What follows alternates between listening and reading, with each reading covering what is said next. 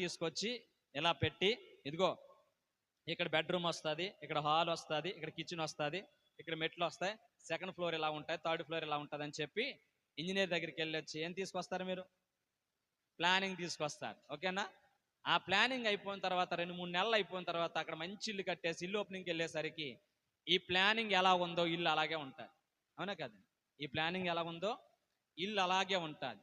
ఈ ప్లానింగ్ చెప్పేటప్పుడు మనకేమి ఉండదు, అక్కడ ఇలా ఉంటుంది, ఇలా ఉంటుంది, ఇలా ఉంటుంది అంటని చెప్తాం. కానీ స్వయంగా మనకు కనిపించినప్పుడు ఈ ప్లానింగ్ ఎలా ఇవ్వబడిందో అలాగే ఇల్లు కట్టబడతాయి. అలాగే పాత నిబంధన గ్రంథం అనేది క్రొత్త నిబంధన గ్రంథానికి ఒక ఛాయి లాంటిది.